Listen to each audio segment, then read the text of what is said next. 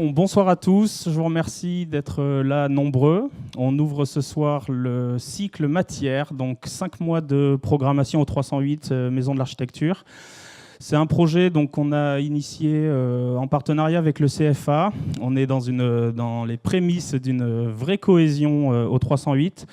L'idée, c'était de thématiser un petit peu tout ce qu'on sait faire aujourd'hui pour ne pas se donner trop de mal sur la première édition. Donc, vous allez retrouver 2 conférences au long cours. La première, c'est Matière grise, qui a été produite par le Pavillon de l'Arsenal et dont le commissariat a été fait par Encore Heureux, dont Nicolas Delon est présent pour vous faire une conférence ce soir.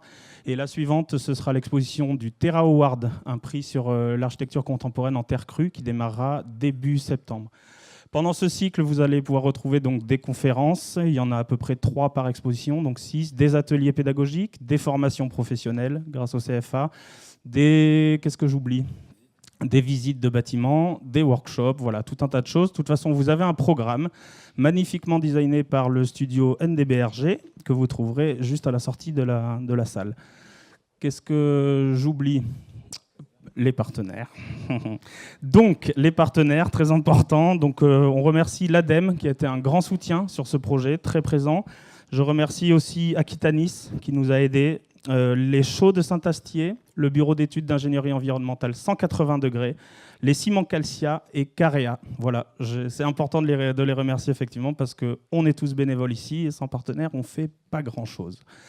Tu veux dire un mot, Adrien, ou c'est bon ? Alors, on remercie les équipes, merci. Je zappe tout. Alors, on remercie Zebra 3 qui nous a aidés sur l'exposition précédente d'Europan, dont on a réutilisé la scénographie. On remercie la Maison de l'Architecture de Lille et celle de Poitiers, avec qui on coproduit l'exposition de Matière grise. Ensuite, Adrien Maillard, évidemment, qui est là jusqu'à me souffler ce que je dois dire. On remercie Pascal Tesser, le président de la Maison de l'Architecture, Denis Latour, président du CFA, Corinne Léger, du CFA aussi, Vincent Arnay et Julien Grave, qui ont beaucoup aidé aussi, Nicolas Delbourg, Marion Albiac, Audrey Zatier, Adèle Dupuis-Roquette et Léa Aubin, qui sont stagiaires à la Maison de l'Archi. Je vais laisser le micro à Dominique. Un petit mot rapide sur le CFA pour expliquer comment les formations étaient montées. C'est important, c'est des formations professionnelles. Donc il y a toute une ingénierie derrière qui est nécessaire et ils ont mené ça de main de maître. Et puis après, je vous laisse avec Nicolas Delon. Merci à tous.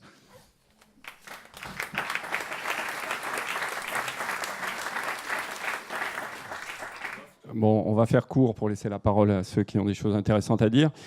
Paul a pratiquement tout résumé. Ce qui est intéressant dans ce cycle, c'est le partenariat au niveau du 308, la Maison de l'Architecture, le CFA et tout ce qui peut se faire.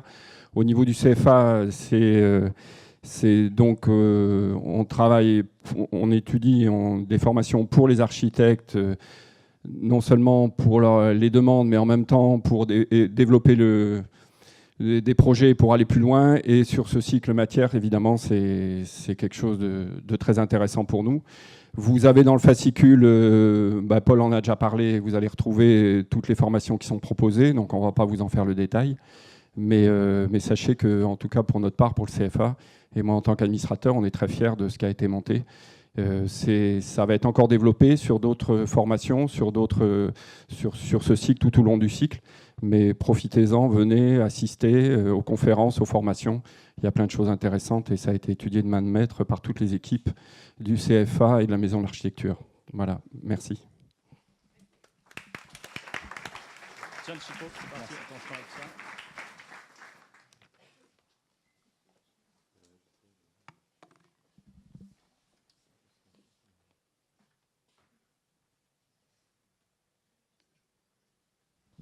Bonsoir à tous.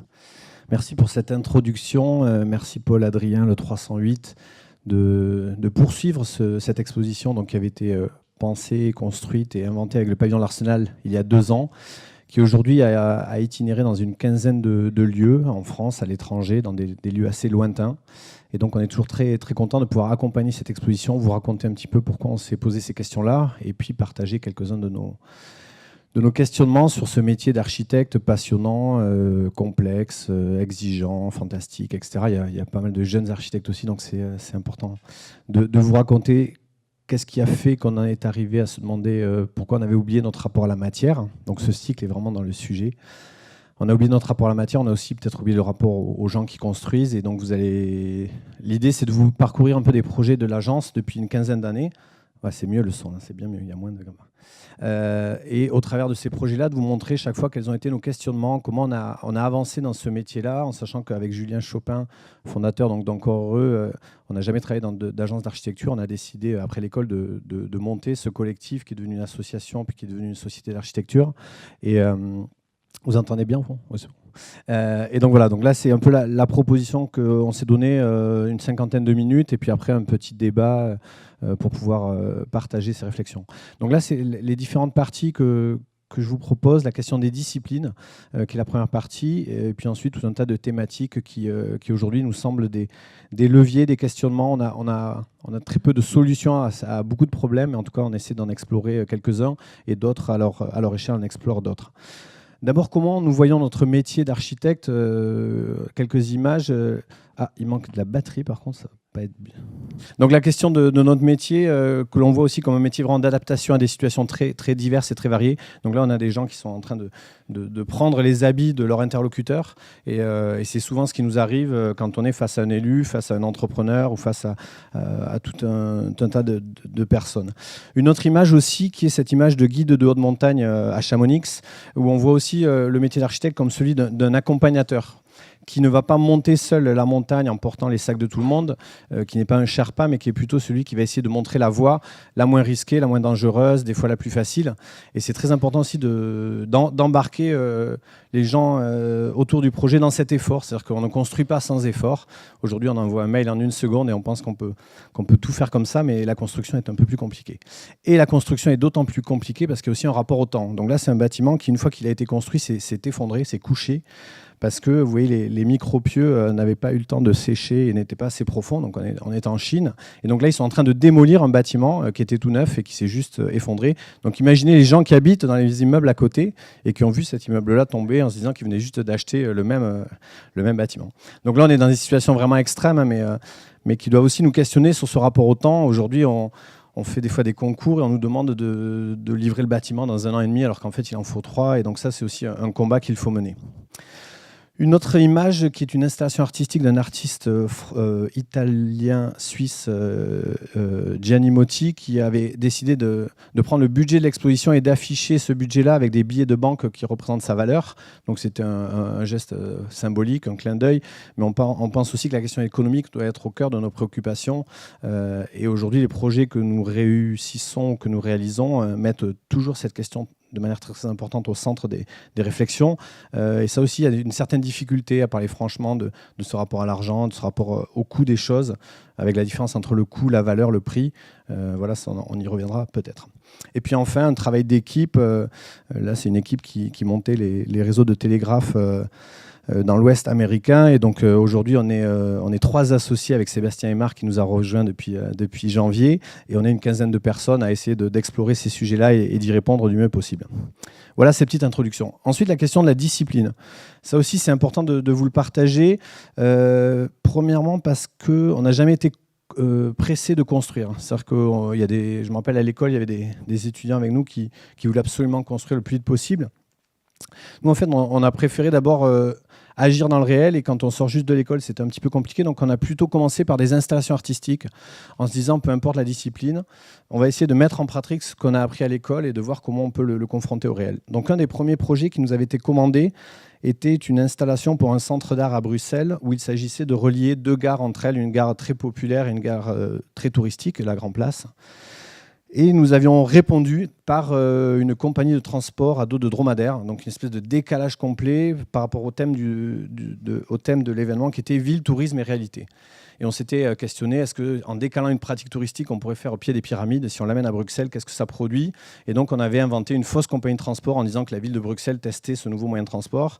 Donc là, on est à la limite du théâtre de rue, du collage un peu radical, qui a très très bien marché, peut-être avec l'humour belge, mais en tout cas qui nous a permis aussi de tester ce rapport au déplacement, à la mobilité, à l'animal en ville, tout un tas de sujets qui nous questionnent énormément. Et puis les dromadaires sont des animaux vraiment fantastiques, presque la préhistoire, qui avancent sans bruit à 3,50 m de haut. Donc ça a été assez, on va dire assez riche dans ce que ça a pu révéler de la question qui nous était posée, dans un budget qui était de 8 000 € au début, de 12 000 ensuite, parce qu'ils ont vraiment embarqué dans le projet, et au lieu d'avoir 2 dromadaires, on en a eu 4. Donc c'est aussi tout un accompagnement. Voilà. Et on a trouvé un paysan du Larzac, donc du sud Aveyron, qui élevait des dromadaires, parce qu'il y avait eu une sécheresse trop importante, et donc une histoire assez étonnante aussi.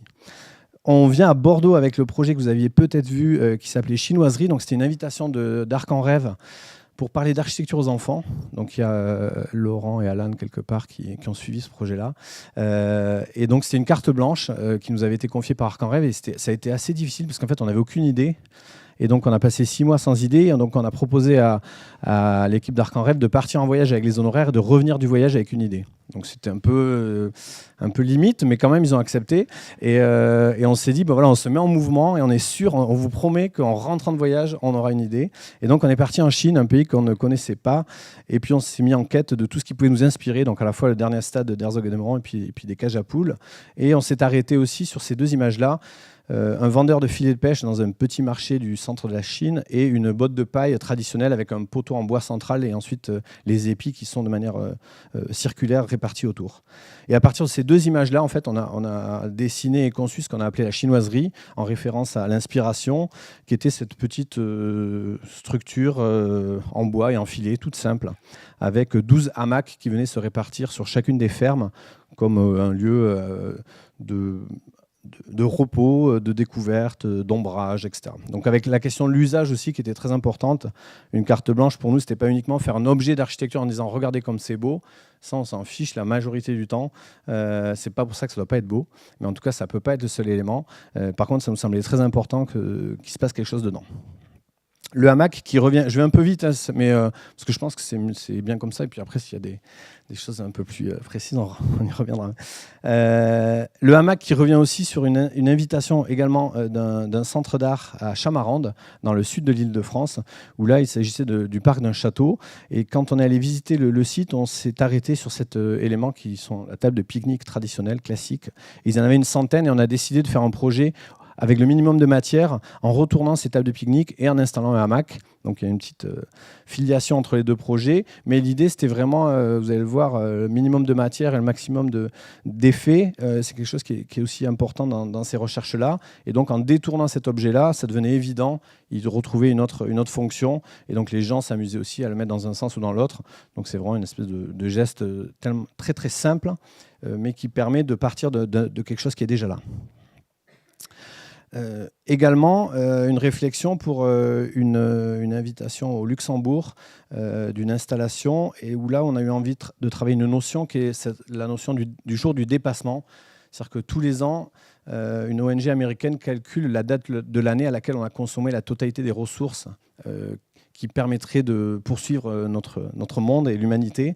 Et donc cette date, chaque année, se rapproche. Et donc l'année dernière, on était le 19 août. C'est-à-dire que tout ce qu'on a consommé après le 19 août est perdu à tout jamais. C'est-à-dire qu'on a mangé trop de poissons, trop de thon par rapport à la capacité des thons à se reproduire. On a coupé trop d'arbres par rapport à la capacité des forêts. Et donc ça, c'est un schéma que vous connaissez, mais qui veut dire que si on continue comme ça, en 2050, il faudra 3 planètes.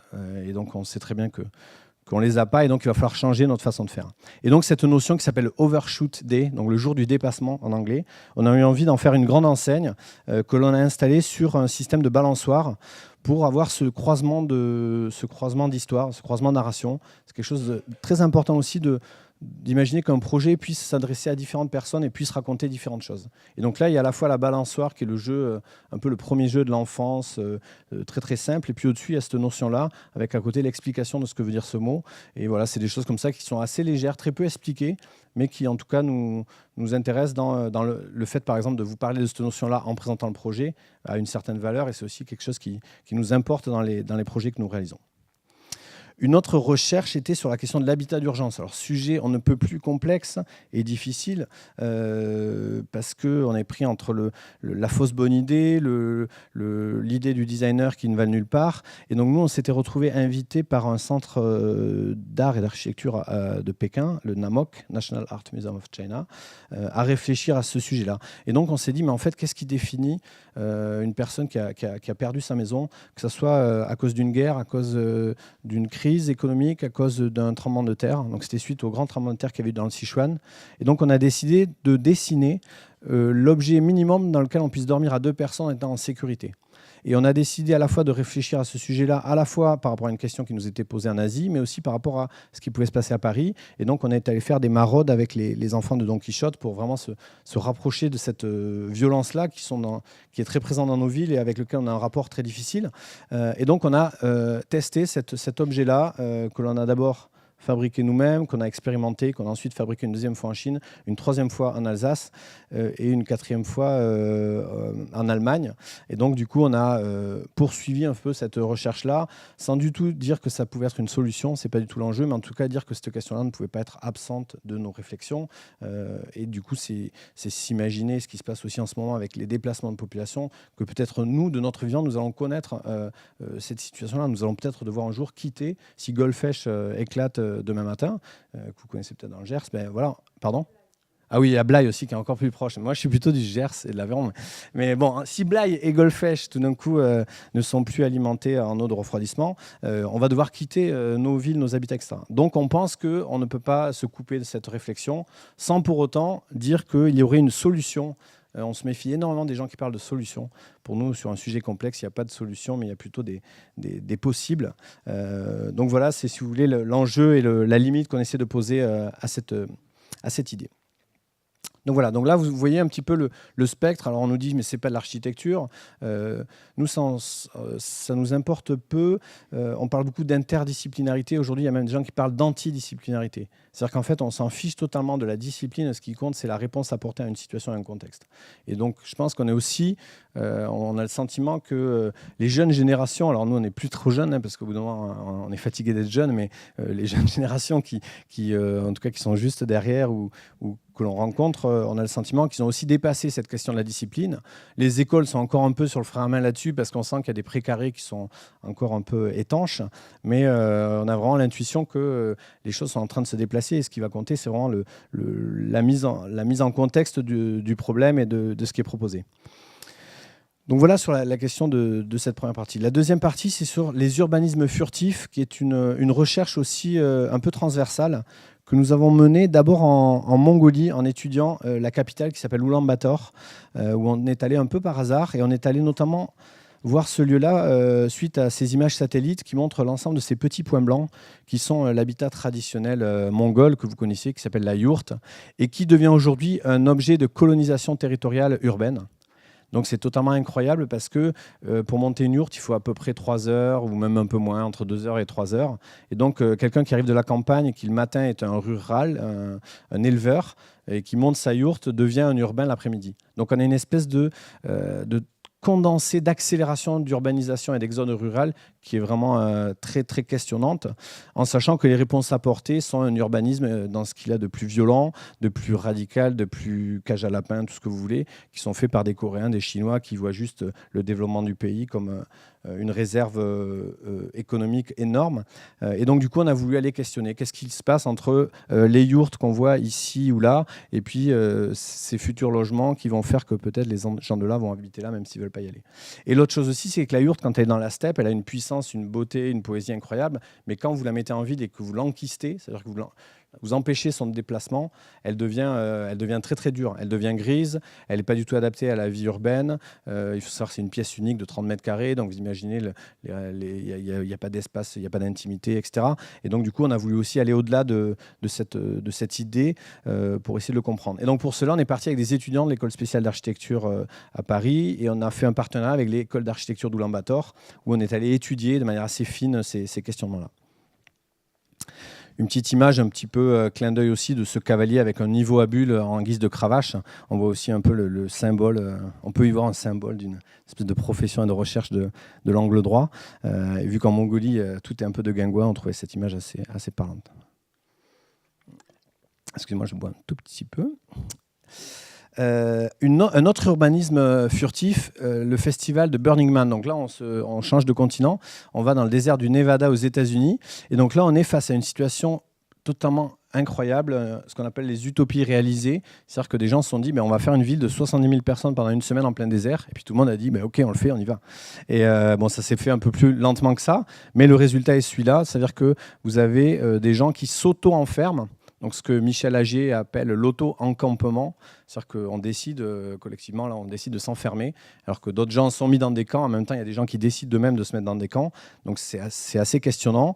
Et donc, on a voulu aller explorer cette utopie qui est vraiment à double tranchant, qui est à la fois très positive dans une espèce de liberté d'action. Il n'y a pas de réseau de téléphonie, donc on retrouve comment avant le téléphone portable on se retrouvait en se donnant rendez-vous. Il n'y a pas de monnaie, tout est basé sur le troc, donc on est obligé d'échanger quelque chose à boire pour avoir quelque chose à manger. Et il n'y a pas de voiture, tout ça. Enfin, il y a tout un espèce d'écosystème et de société parallèle avec 90% des gens qui sont déguisés aussi, c'est le mélange entre un carnaval, une grande fête, des studios de cinéma, et avec un côté très américain aussi, où on veut se prouver qu'au fin fond du désert, on peut habiter.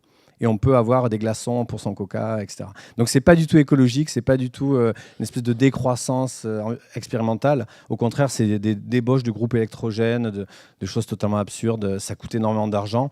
Voilà. Et donc on a voulu expérimenter physiquement. Donc avec Julien, on est parti nous-mêmes là-bas pour vivre cette... Voilà, et on est en train de rédiger un petit essai là-dessus, qui est une espèce de journal de voyage qui raconte un peu ces moments où, à la fois, on a eu des moments d'une très grande énergie et puis des moments vraiment où on était très, très déprimés de ce qu'on voyait. Dernier urbanisme furtif, beaucoup plus récent, la COP21, vous avez certainement entendu parler, qui était donc cette grande conférence mondiale sur le climat qui a accueilli 195 pays en décembre 2015. Et donc, nous avions répondu au concours pour scénographier l'ensemble du site, concours que nous avions remporté, mais qui n'a pas suffi à ce que nous allions au bout. Et ça s'est plutôt assez mal passé, voire très mal passé. Donc, c'est aussi important de vous dire qu'il y a des choses qui ne se passent pas bien, parce que souvent, les gens ils disent « tout est super, tout est génial, etc. » Et en fait, il y a des projets aussi qui sont très difficiles, et celui-là en fait partie, même si on en parle avec un certain détachement aujourd'hui, et même si ça a été aussi une expérience. Parce qu'on était dans un contexte de très, très grande complexité de la maîtrise d'ouvrage, donc ça, on en parlera aussi un peu tout à l'heure, avec deux ministères, le ministère des Affaires étrangères, le ministère de l'écologie, la présidence de la République et les Nations Unies, donc une espèce de géant comme ça qui a montré ses faiblesses immenses. Et donc, pour vous faire très vite l'histoire, parce qu'on pourrait faire vraiment une soirée sur cette thématique qui est assez intéressante aussi, on avait proposé d'aménager ce site avec le site du Bourget, donc c'est donc il y a des bâtiments existants, c'est un centre d'exposition au nord de Paris qui n'a aucun intérêt, qui est vraiment presque le pire endroit d'Île-de-France. Donc quand on débarque là et qu'on se dit qu'on va accueillir le monde, c'est un peu inquiétant. Donc avec 80 000 m² de bâtiments existants et 80 000 m² de bâtiments à construire de manière éphémère. Donc on a 160 000 m², 60 millions d'euros pour 15 jours d'événements. Donc c'est des chiffres qui donnent un peu le tournis. Et donc nous, ce qu'on avait proposé, c'était de dire on ne peut pas gérer, on ne se sentait pas de pouvoir être performant sur l'ensemble du site, mais on pensait qu'il y avait des points cruciaux. Le premier point était celui de la séquence d'entrée. Alors je crois qu'il n'y a plus trop de batterie. Pardon, la séquence d'entrée en disant qu'il fallait un geste fort permettant de marquer l'entrée. Et le deuxième geste était cette salle plénière qui était un bâtiment dans lequel 2000 personnes allaient se réunir. Et on imaginait qu'on ne pouvait pas se réunir dans une tente Jolin blanche de mariage. Il fallait vraiment un lieu un peu à l'échelle de l'événement. Et donc, on avait proposé donc, à gauche ce projet-là.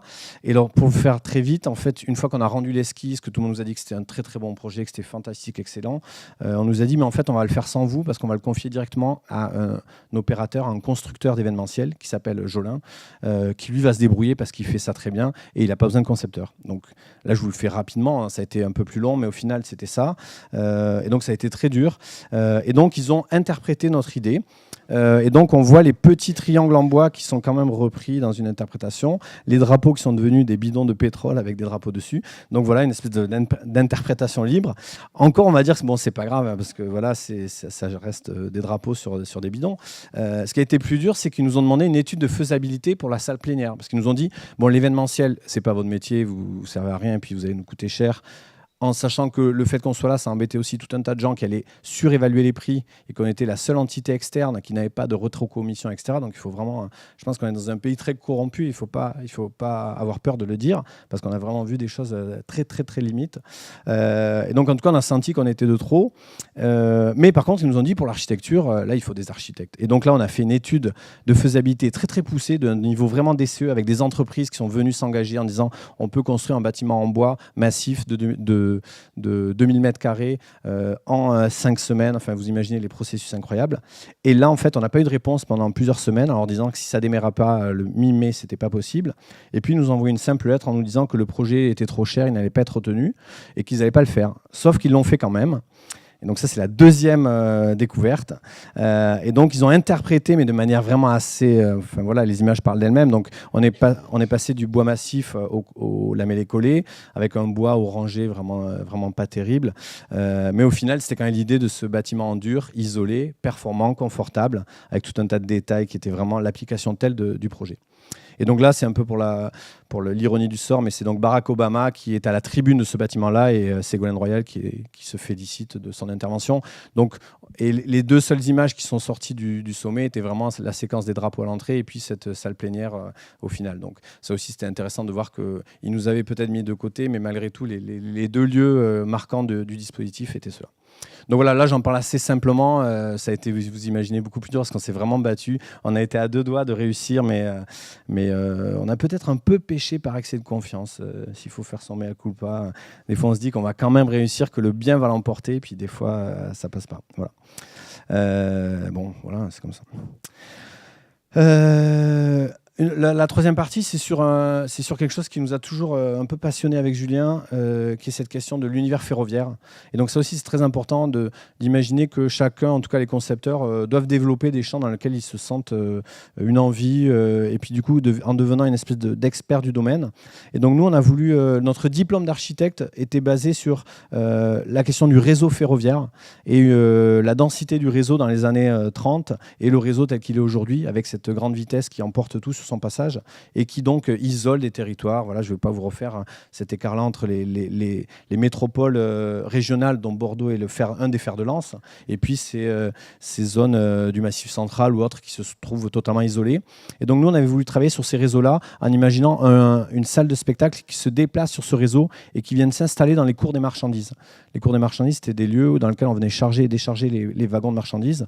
Et donc c'était un projet d'étudiants avec tout ce qu'il a d'étudiants pour le coup, mais qu'on avait mené de manière vraiment poussée en rencontrant une centaine d'interlocuteurs de la SNCF à la Mano Negra qui était parti en Colombie faire un train en 92, enfin, avec vraiment des experts un peu dans tous les domaines, avec Michel Crespin des Arts de la Rue, enfin des gens, Patrick Bouchin, c'est aussi à cette occasion-là qu'on l'avait rencontré. Et donc on avait proposé ce projet-là. Et quelques années après, 2 ans après, la SNCF était venue nous voir en nous disant « Vous êtes des passionnés du chemin de fer, est-ce que vous pourriez nous faire l'exposition des 70 ans de la SNCF ?» Et donc ça, c'était aussi intéressant de voir qu'en ayant poussé un domaine qui vraiment nous intéressait, tout d'un coup, les gens venaient nous chercher pour cette connaissance-là. Et donc, c'est un de nos premiers gros projets, c'était 1 million d'euros de scénographie, c'était vraiment très important. Et donc, on avait scénographié 5 wagons, donc on était sur la même échelle de train, pour une exposition qui parlait du rapport entre les artistes et la SNCF, qui était plutôt intéressante, dans lequel on avait fait circuler des petits trains miniatures sur 150 mètres de long. Donc voilà, on avait trouvé tout un tas de sujets pour mettre en exergue le propos. Et à l'issue de cette exposition-là, qui avait duré 15 jours, l'ensemble de la scénographie était parti à la benne, devant nos yeux. Et ça, on l'a vraiment vécu. Aujourd'hui, on le raconte un peu comme une histoire d'anciens combattants, mais on l'a vraiment vécu comme une espèce de violence incroyable parce que c'était notre premier gros projet. On avait tout dessiné. Il y avait des caissons lumineux laqués avec le petit arrondi, vous voyez, comme quand on veut vraiment tout dessiner. Et en fait, tout le monde avait arraché ça et mis ça dans des poubelles en nous disant mais c'est toujours comme ça.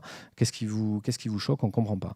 Et donc, notre questionnement sur ce gaspillage globalisé, hein, même sociétal, on va dire, appliqué aux matériaux, a commencé un peu à ce moment-là. Donc on a réussi à sauver des éléments qu'on a pris dans notre cave à l'agence, mais on n'a pas pu garder l'ensemble et puis on en a un peu rien fait parce qu'on ne savait pas quoi en faire. Mais en tout cas, ça a été un moment assez fort qui, entre autres, explique la réflexion qu'on a pu mener après. Je regarde juste le temps, mais c'est bon. un autre projet ferroviaire qui était une commande pour Marseille-Provence 2013 à la Friche Belle de Mai à Marseille, où là il s'agissait la demande était de faire une aire de jeu pour les enfants. Sur une zone, pour ceux qui connaissent la friche, qui est à l'arrière un peu de la friche, pas loin de la crèche, avec la friche qui est ici. Donc ça, c'est une photo un peu qui date parce que depuis, il y a tout un tas d'équipements. Et donc, on s'est rendu compte qu'en allant sur le site, il y avait une ancienne voie ferrée qui rentrait à l'intérieur des usines pour venir charger les allumettes et les cigarettes qui étaient fabriquées là. Et donc, bien sûr, on a sauté sur l'occasion. On s'est dit, il y a une voie ferrée, il faut faire un projet avec un wagon. Et donc, on a trouvé un vieux wagon à Arles qui est venu avec des camions parce qu'on ne pouvait pas venir par le rail et avec 2 très grosses grues qui l'ont déposé là. Et donc, c'est devenu l'aire de jeu en venant poser le wagon à l'emplacement des anciens wagons de marchandises, en faisant des ateliers dans les écoles, etc. Et donc, ça a été un projet pas si simple non plus à faire parce qu'en termes de sécurité et de bureau de contrôle, faire une aire de jeu pour les enfants, je crois qu'on ne peut pas faire plus compliqué. Quand vous inaugurez le bâtiment, avant l'inauguration, il y a un bureau de contrôle qui vient avec des petits doigts articulés et qui essaie de les passer comme ça, voir s'ils ne se coincent pas. Donc c'est vraiment... Et des petites têtes aussi, voir si les têtes ne se coincent pas. Donc c'est vraiment très, très angoissant. Et puis là, on est vraiment tombé avec l'aspect marseillais où ils nous ont mis une double certification parce que le processus qu'on avait choisi ne suffisait pas. On a vraiment failli arrêter plusieurs fois, mais il n'y aurait pas eu les enfants, je pense qu'on aurait jeté l'éponge. Mais en fait, quand on a inauguré ce projet-là, il y avait une telle énergie. Et quand vous inaugurez un bâtiment, une aire de jeu, il y a pas de... Les enfants ne viennent pas vous dire « c'est très beau, j'aime beaucoup ce que vous faites », etc. Ils se ruent dessus. Et puis, soit ça marche, soit ça ne marche pas. Donc voilà, on s'est dit qu'il fallait quand même pour ces enfants-là de la Belle de Mai qui ont très très peu d'équipement, il fallait continuer. Et Gaspard Lautré, d'ailleurs, pour ceux qui le connaissent, un serrurier fantastique, nous a aussi supporté dans cette conquête réglementaire. Voilà. Mais en tout cas, c'est pour ça que sur les aires d'autoroute et au McDonald's, etc., on a des choses en plastique qui viennent de Chine parce que c'est très très compliqué de faire différemment, mais ce n'est pas impossible. Et le dernier projet, qui était un appel d'offres public, qui était le premier appel d'offres public auquel nous avions répondu. Alors la livraison, c'est 2013, mais ça a mis au moins 5 ans, donc ça devait être 2007, qui était le musée de la ville de Suresnes. Donc, qui est une ville proche de banlieue parisienne, où il s'agissait de réhabiliter une ancienne gare qui avait été construite pour l'exposition universelle de 1889. Et donc, il s'agissait de faire une extension de ce bâtiment historique. Et donc là, on avait proposé de garder le bâtiment en briques tel quel et de venir juste faire une extension du socle minéral par un bâtiment en béton préfabriqué qui venait donner les surfaces nécessaires.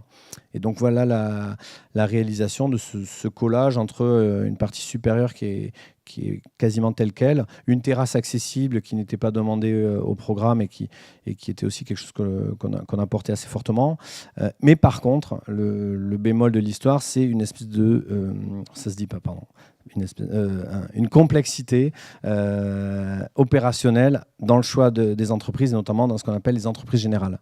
Et donc là, on a vraiment vécu le pire du pire pour un architecte, qui est le fait de ne absolument pas ni maîtriser les gens qui construisent, donc pour ceux qui sont confrontés à ça, ni maîtriser l'économie du projet, ni maîtriser les choix. Donc on a eu 38 entreprises de sous-traitance, on a eu 12 chargés d'affaires qui sont censés faire la synthèse du projet différent, avec quelqu'un qui est parti avec l'ordinateur dans lequel il y avait tous les plans d'exécution.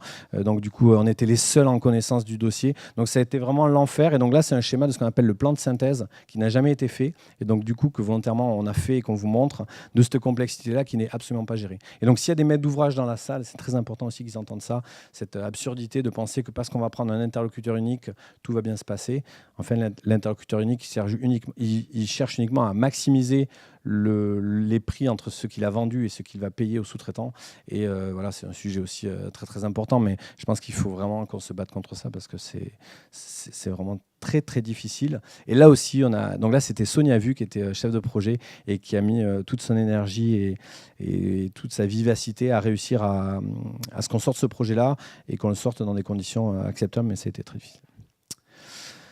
Et donc nous arrivons aussi à la question du commanditaire de confiance, avec sur Suresnes aussi, même on a enregistré, mais il faut le dire, hein, parce qu'il ne faut pas avoir peur, qu'à un moment donné, le parquetteur avait commandé plus de parquets parce qu'il devait aussi aller en poser chez des élus. Donc c'est des choses aussi, et du coup, l'entreprise générale nous avait été imposée parce qu'il y avait des accointances avec... donc nous, quand on demandait l'application des pénalités de retard, la mairie nous disait mais non, quand même, il est gentil, l'entrepreneur, il ne faudrait pas être si méchant, monsieur l'architecte, etc. Donc ça aussi, c'est très important parce qu'on est dans une espèce de jeu de rôle qui, au bout d'un moment, se fracasse vraiment contre des principes qui sont pas acceptables. Et donc les commanditaires de confiance, qui sont vraiment ceux, pour le coup, qui nous ont fait confiance et qui, à un moment donné, quand vous n'avez jamais fait de bâtiment, il faut bien que quelqu'un vous confie ce premier bâtiment. Et donc, pour faire un premier cinéma, il faut en faire un. Et puis, souvent, on vous dit « Ah, mais vous n'avez jamais fait d'école ?» Il faudrait d'abord en avoir fait pour en faire une. Donc là, on est vraiment sur un cercle totalement absurde. Et donc, nous, il y a des gens qui se sont dit « Voilà, ils sont un peu particuliers, mais en tout cas, on va y aller quand même. » Et parce qu'on sent qu'ils sont de confiance.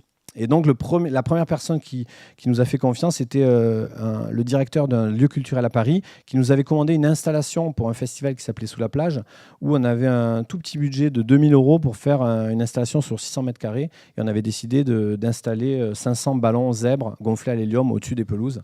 Donc, un espèce de projet minimum parce qu'on ne pouvait absolument rien planter dans le jardin. C'était au parc André Citroën, on avait des contraintes maximales, il fallait qu'on monte tout ça le matin pour l'après-midi. Et donc, on avait répondu avec cette légèreté, on va dire. Et quelques années plus tard, il nous a proposé de transformer un ancien bâtiment naval en lieu culturel, de spectacle, restaurant, etc. Et donc, c'était l'équipe qui avait déjà eu la guinguette pirate, qui avait eu aussi le bateau phare et qui, là, voulait ce qu'ils appelaient Petit Bain, qui était ce troisième bâtiment. On appelle ça un ponton parce qu'en fait, c'est un bateau qui ne va pas naviguer, mais qui permet d'accueillir une activité culturelle. Et donc, on est allé voir ce bâtiment-là et très vite, on a fait ce schéma-là, qui est un des schémas les plus importants de la conférence, mais que vous connaissez sûrement, qui est cette adéquation en fait, entre ce qui vous est demandé, donc le projet, c'est-à-dire qu'est-ce qui va s'y passer, le temps qu'on vous demande pour le faire, et puis les moyens qu'il y a. Parce que il faut toujours prendre l'exemple des voitures, parce que les gens comprennent très très bien les voitures. Si on vous donne 3 000 €, on vous dit je vous aimerais bien avoir une BM à ce prix-là, mais qui soit vraiment avec les options, etc., vous savez que c'est impossible. Pour les bâtiments, on pense que l'architecte, par magie, va réussir à faire coïncider ces choses qui ne le sont pas. Et donc là, on s'est dit que c'était impossible. La question posée n'était pas possible. Ce n'est pas qu'on ne voulait pas, mais c'était que ce n'était pas possible. Et que la seule solution était de ne pas prendre ce bâtiment-là parce qu'on devait en plus le désamianter. Donc, il y avait 40% du budget qui partait en désamiantage. Donc, 40% du budget qui n'allait pas être visible, qui ne servait à rien. Et donc, on leur a dit, mais partons plutôt de votre programme et construisons un bâtiment autour de votre lieu idéal. Et là, il nous a dit une phrase qui nous a aussi marqué, qui était de dire « mais une architecture neuve, ça n'a pas d'âme, ça ne marchera jamais, ça n'a pas de sens, ça sera froid, vous savez, blanc, froid design, là, ce qu'on dit souvent. » Et donc ça a été aussi très dur, parce que d'entendre de quelqu'un dire voilà, ce qui est fait aujourd'hui n'a pas d'âme. Voilà. Et donc là, on a mis plusieurs mois à le convaincre qu'on pouvait inventer ensemble une âme. Et donc, on a dessiné ce bâtiment-là autour du programme de manière assez fine, en respectant les normes handicapées. On est sur une salle enterrée sur l'eau, donc on est au maximum de toutes les contraintes ERP possibles, en produisant aussi une terrasse accessible, en se disant que si les gens vont au bord de l'eau, c'est aussi pour voir l'eau, alors que dans le projet initial, il n'y avait absolument pas cet espace-là. Et donc, on a construit ce ponton de toutes pièces, avec une coque qui a été mise à l'eau, qui a ensuite été remorquée et qui est venue à son port d'attache au pied de la BNF à Paris, dans le 13e arrondissement. Et bien sûr, après 14 mois de chantier et tout un tas d'histoires, la question de l'âme ne se posait plus. Et c'était évidemment que ce lieu était le leur et qu'il l'avait même décidé, dessiné, et que donc c'était mieux que ce qu'il n'aurait pu imaginer. Voilà. Mais ça, c'est aussi important d'affronter un peu ces préjugés qui ont la peau dure. Voilà, et donc là, il y a eu les grandes crues dont vous avez entendu parler, et donc tout s'est bien passé, on les a eu au téléphone, on avait des ducs d'Albe télescopiques qui se sont bien dépliés, il y avait des systèmes de passerelles, donc tout va bien. Voilà. Donc là aussi, on a livré ce projet-là il y a 5 ou 6 ans, et voilà, on était encore très, très attachés à ce qu'on ait conçu ne finisse pas au fond de l'eau. Une autre aventure plus proche d'ici, qui est le Ciné 32 dans le Gers, qui a été la commande d'une association qui s'occupe de plusieurs salles de cinéma dans le Gers, avec un travail très, très fort auprès des scolaires et auprès de tout un tas de publics sur le cinéma vraiment comme un art populaire et comme un lieu de pensée. Et donc, on a regardé ce qu'étaient les cinémas aujourd'hui. Donc ça, c'est pas le projet, mais ça, c'est plutôt ce qui se fait en manière générale. C'est-à-dire qu'on prend une boîte à chaussures, on marque cinéma dessus, on met ça sur un parking et puis on dit, bon, mais c'est bon, les gens ils vont bien prendre leur popcorn et puis aller au cinéma. Et on s'est dit, mais comment on en est arrivé à cela? Et donc on a regardé aussi un peu dans l'histoire et on s'est dit, mais cette architecture de fronton, de décor, qu'est-ce qui s'est passé pour qu'on l'oublie totalement, pour qu'on on y renonce entièrement?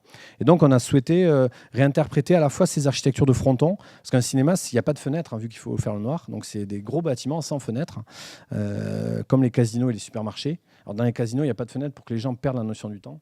Ça, je ne sais pas si vous le saviez, mais c'est pour que comme ça on joue sans s'en rendre compte.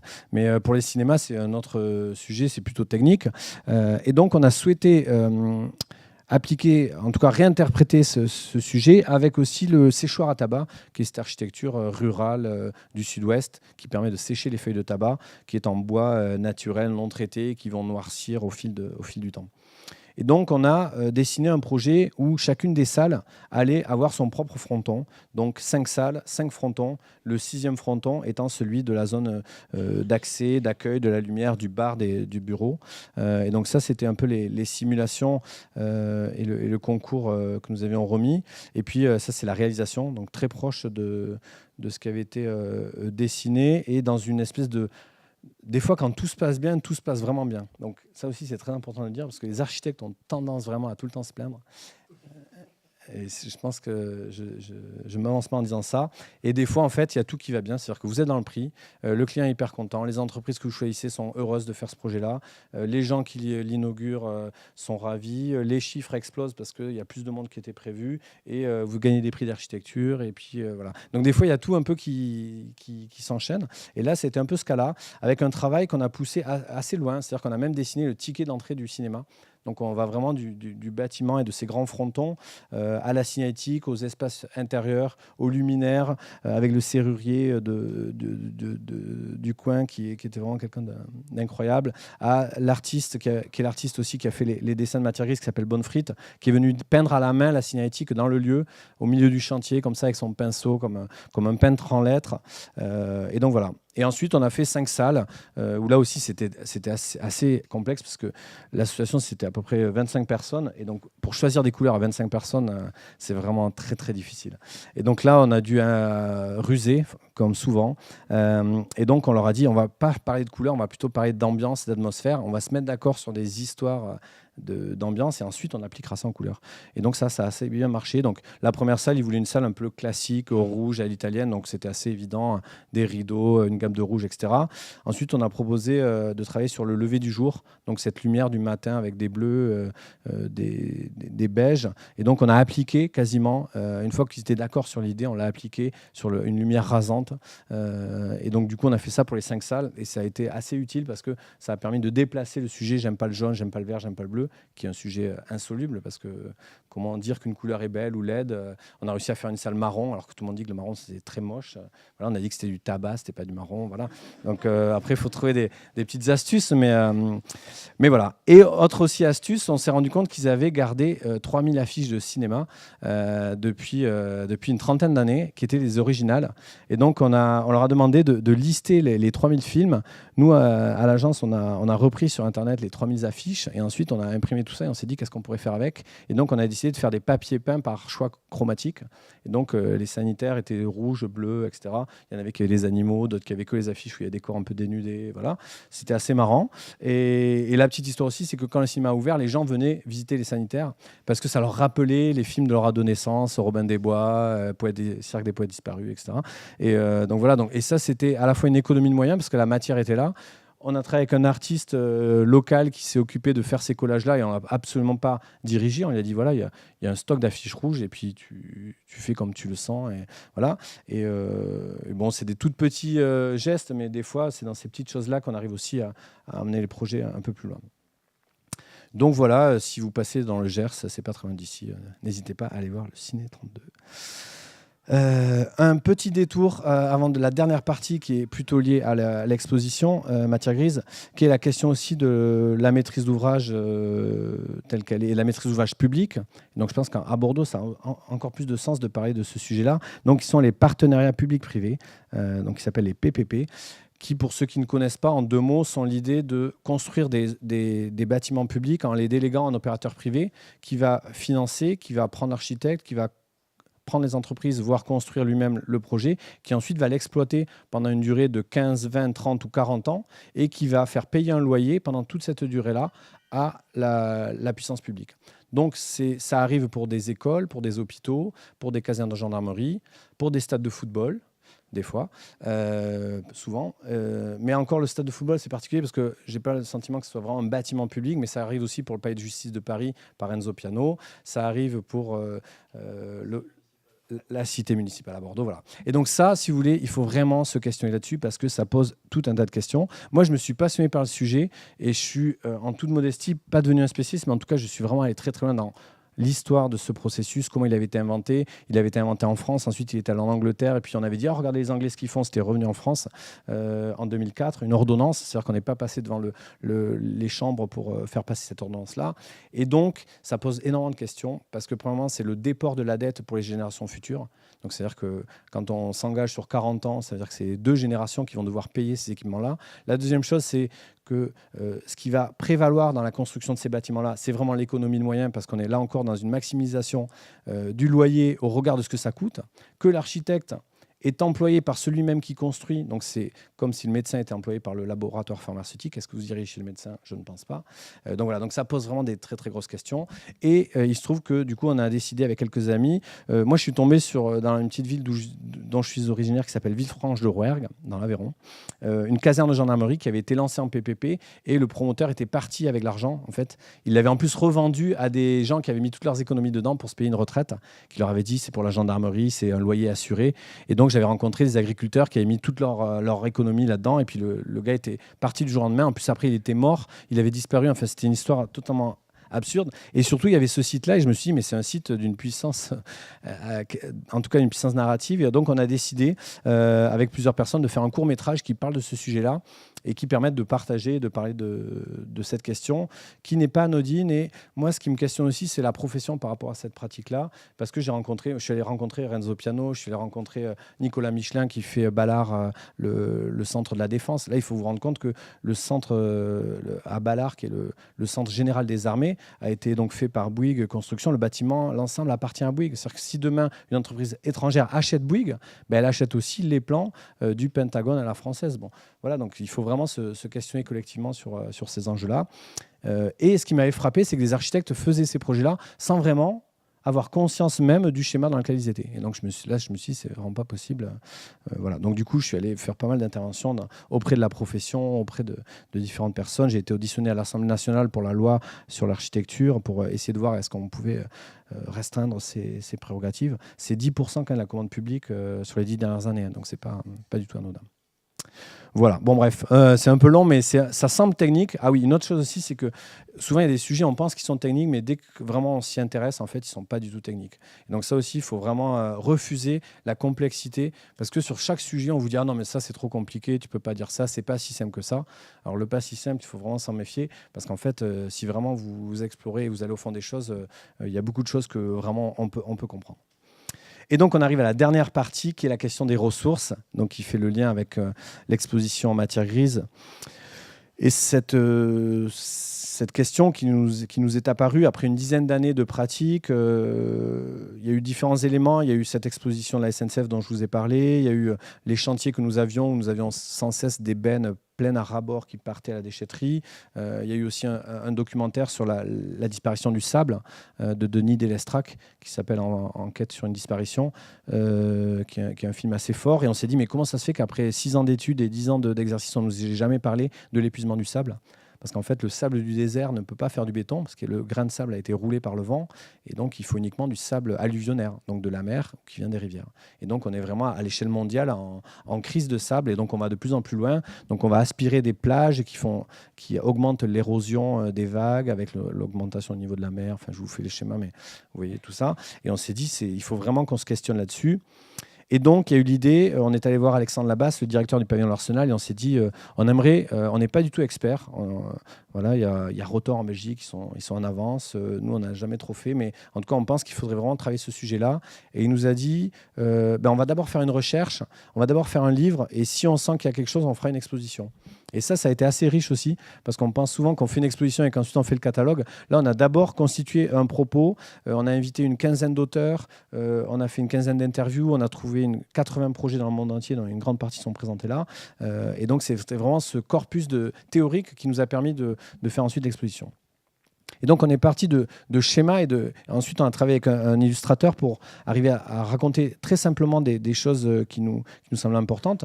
Donc là, c'est le dessin qui reprend une citation de Buckminster Fuller qui part de la planète Terre comme un vaisseau spatial qui a été tellement bien pensé que pendant des millions d'années, on ne s'est même pas aperçu que c'était un vaisseau spatial. Donc ça, c'est une citation qu'on aime beaucoup. Mais il faut vraiment avoir cette image-là qu'on est vraiment dans le même vaisseau spatial.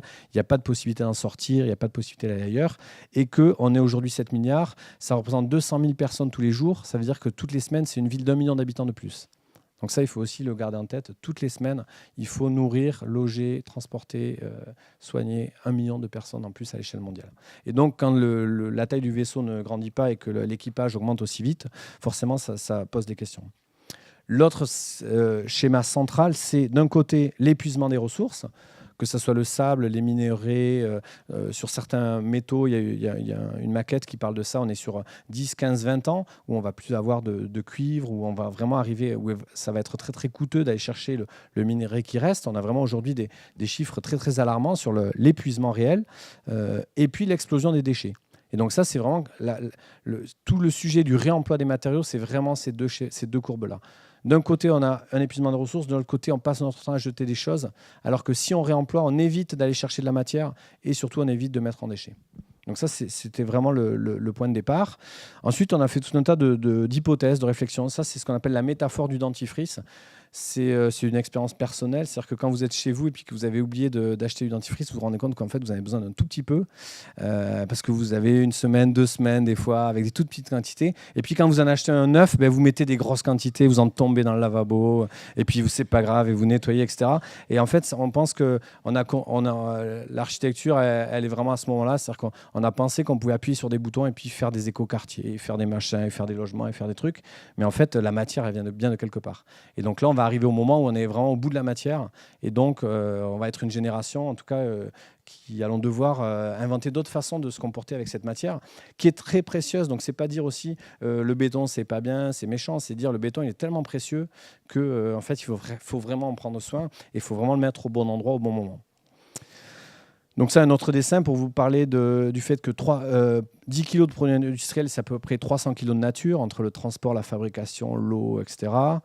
Que toutes les 24 heures, on construit dans le monde l'équivalent de 20 tours Eiffel de métal. Donc c'est comme si toutes les 24 heures, on avait assemblé 20 tours Eiffel les unes à côté des autres.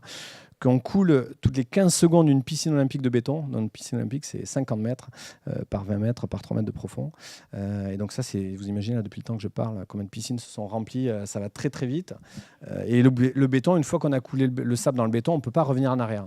Donc c'est ce qu'on appelle aussi l'entropie de la matière. C'est-à-dire qu'il y a des matériaux qui vont perdre leurs composants, leurs capacités, et on ne va pas pouvoir les recycler. Parce que ça aussi, c'est un piège dans lequel il ne faut pas tomber. On parle beaucoup de recyclage, mais il y a des choses qu'on ne pourra pas recycler. Quand vous avez une planche et que vous en faites un panneau de particules, le panneau de particules, au bout d'un moment, vous ne pouvez plus rien en faire parce qu'il a trop de colle, il a trop d'éléments externes au bois qui font que c'est très difficile de s'en resservir.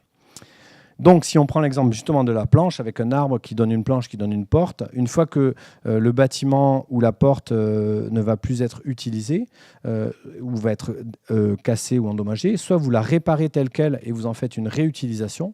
Mais ça, c'est souvent assez compliqué parce qu'il faut que vous trouviez un bâtiment dans lequel il y ait les mêmes dormants, les mêmes hauteurs, etc. Donc, ça ne marche pas souvent. Soit vous broyez le panneau et vous en faites du recyclage et donc du MDF. Soit, ce qui est la très très grande majorité aujourd'hui en France, c'est vous le brûlez, donc un incinérateur. En sachant que dans un incinérateur, il y a 30% de matière qui ne part pas. C'est comme les cendres de la cheminée. C'est ce qu'on appelle alors les réfiums, c'est le jus, mais ce qu'on met sous les routes, là, ça s'appelle le mâche-fer, voilà, merci beaucoup. Donc c'est le mâche-fer. Donc quand on met tout ça dans une grosse chaudière, en fait il y a 30% qu'on ne sait pas quoi faire, donc on va mettre sous les routes, comme ça on le cache sous le tapis. Soit vous faites un trou dans le sol, vous l'enfouissez, et puis vous dites, les gens qui trouveront ça plus tard, ils se débrouilleront. Donc on voit bien que ça ne marche pas vraiment. Et donc, le réemploi des matériaux qui aujourd'hui est vraiment à ses prémices, hein, il ne faut absolument pas surestimer. Et l'idée de dire on va prendre cette porte-là et on va en faire peut-être un bâtiment, peut-être un bardage, peut-être un cloisonnement intérieur. En tout cas, on va lui trouver une seconde vie. Tout ça partant aussi du fait que au fur et à mesure qu'on a épuisé la matière, on a aussi affaibli les compétences des gens qui mettent en œuvre la matière. Et donc là, c'est la comparaison entre un plaquiste aujourd'hui qui prend des plaques de plâtre qui sont du plâtre et du carton et qui juste met des vis, donc il a besoin d'une formation d'à peu près 15 minutes pour savoir mettre des vis, au regard d'un plâtrier qui prend de la matière brute et qui fait les plafonds en stuc de toutes les capitales européennes, de Vienne à Paris, etc.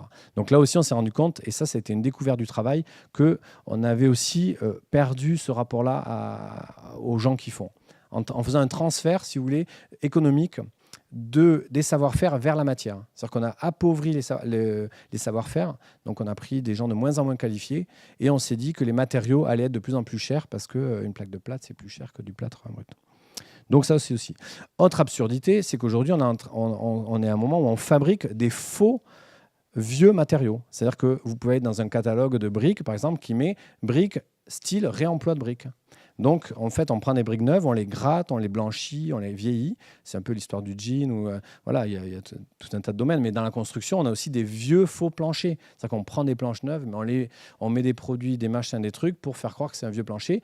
Et à côté, à 2 km ou à 500 mètres, on est en train de déposer un vieux plancher qu'on met dans l'incinérateur. Donc là, on s'est dit, voilà, il y a quand même, on arrive à un moment où c'est plus possible. Et donc, ça fait émerger ce qu'on a appelé la notion de mines urbaines.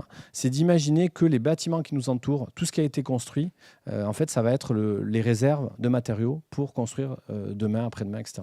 Et donc, on va devoir regarder ce qui nous entoure comme des gisements. C'est-à-dire que cette gaine de VMC, en fait, une fois que ce bâtiment-là peut-être aura changé de fonction ou sera démoli parce qu'il y aura encore un écoquartier qui arrivera, peut-être qu'il faudra qu'on en fasse autre chose plutôt que de la mettre à la benne ou de la brûler, etc. En partant du fait qu'il y a aussi un avantage qui est de relocaliser notre économie. Parce que le problème qui s'est passé, c'est que la majorité des produits avec lesquels on construit aujourd'hui viennent de l'autre bout du monde. Donc, au-delà des externalités négatives du transport, de la pollution que ça représente, des conditions dans lesquelles ces matériaux sont produits, dont je vous passe les détails, parce que c'est vraiment pas réjouissant. En fait, quand on fait du réemploi de matériaux, on est obligé de faire le travail là où est le bâtiment. Donc, c'est des emplois localisés. Et on pense aussi qu'il faut à un moment donné retrouver ce rapport à ce qui nous entoure et cette reterritorialisation. C'est un mot un peu difficile. Et donc, ça nous amène à ce qu'on a appelé le mix matériotique, qui est un peu ce qui se passe quand on parle de mix énergétique, de dire qu'il faut combiner le solaire avec l'éolien, parce que le jour où il n'y a pas de soleil, il y a du vent, et puis le jour où il n'y a pas de vent, il y a du soleil. En fait, les matériaux, on pense qu'il faudrait avoir la même approche, c'est-à-dire que utiliser le bon matériau au bon endroit, au bon moment, où on va essayer de maximiser les matériaux biosourcés, parce que ceux-là, on sait qu'ils sont renouvelables. Ça peut être des matériaux qui viennent des animaux ou qui viennent des plantes. On va utiliser des matériaux de réemploi parce que, par exemple, cette gaine, il y a déjà eu du minerai qui a été extrait, elle a déjà été fondue, elle a déjà consommé beaucoup de matière. Donc, avant de la jeter, on va d'abord s'en servir.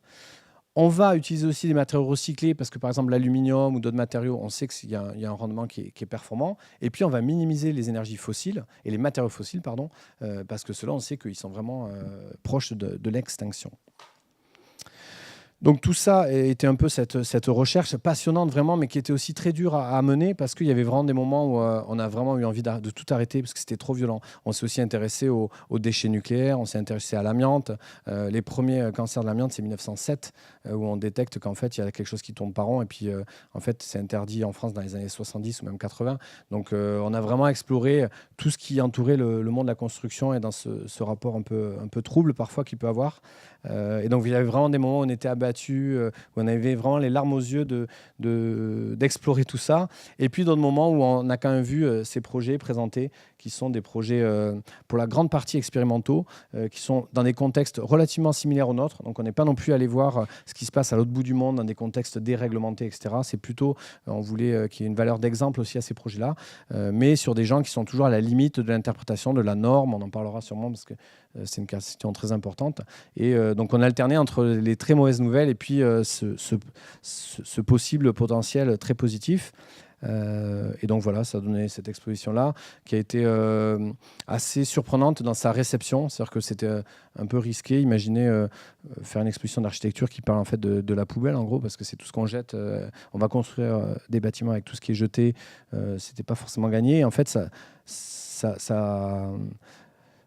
c'est peut-être arrivé au bon moment. En tout cas, il y a eu une espèce de conjonction de situations qui a fait que 100 000 personnes sont venues la voir à Paris, ce qui est pour une exposition comme ça très très important, qu'il y a eu 6 fois une réédition du catalogue et qu'il y a eu le sentiment que quelque chose était en cours. Et c'est ce qu'on voit aujourd'hui, sur 2 ans après, le fait de venir encore en parler. Donc voilà, donc ça c'est aussi important de dire que ces sujets-là, il y en a plein d'autres qu'il faut à un moment donné poser, qu'il faut entre guillemets, malaxer pour ensuite les partager. Et l'exposition, c'est un bon endroit pour partager tout ça. Suite à cette partie plutôt théorique, parce que l'exposition reste une forme de théorie, on nous a dit, c'est bien joli tout ça, mais qu'est-ce qu'on pourrait faire vraiment? Et donc on a eu une première demande qui était vraiment une demande compliqué. Souvent, il y a des demandes compliquées que vous ne pouvez pas refuser. Là, c'était l'hôtel de ville de Paris qui nous demandait de faire un espace de coworking pour les élus, pour dans 2 mois, pour 12 000 € avec du réemploi. Donc là, on était au maximum de tous les critères. Et par contre, il fallait que ce soit très très beau parce que c'était pour les élus de la ville de Paris. Et donc, il y avait vraiment beaucoup de conditions pour que ça soit vraiment casse-gueule. Et en fait, on s'est dit, on va essayer, mais on voudrait 2 conditions. On voudrait premièrement, donc ça c'était le lieu en plus. Et donc c'était un lieu vraiment pas facile qui s'appelle le Salon Chéré, dans lequel Bernadette Chirac, du temps où Jacques Chirac, pour les plus jeunes, était maire de Paris, recevait ses homologues. Et donc, il n'avait pas bougé depuis les années 70. Et donc, il y avait des grandes fresques murales. Donc, c'était vraiment pas facile. Et donc, on leur a dit, on veut bien à 2 conditions, c'est qu'on travaille avec les déchetteries de la ville de Paris et avec les services techniques et les ouvriers dans le sous-sol de l'hôtel de ville qui passent leur temps à réparer ce bâtiment incroyable, les parquets, les machins, donc qui ont des compétences extrêmes mais qui ne sont pas du tout valorisées parce qu'ils sont à la cave, personne ne les connaît. Et donc, on est allé rencontrer le directeur de cette équipe-là, qui était direct, très très emballé. Et on s'est dit, c'est bon, on va aller voir les déchetteries. Et donc, on va faire un projet uniquement en récupérant ce que les Parisiens jettent, récupéré dans les déchetteries et en le transformant avec les services techniques. Et donc là, c'était vraiment l'adéquation de deux choses, la matière et les savoir-faire. Et donc, on a réalisé cet aménagement où l'ensemble du mobilier provient des mobiliers qui ont été jetés par la ville, qu'on a réparés, renforcés, repeints.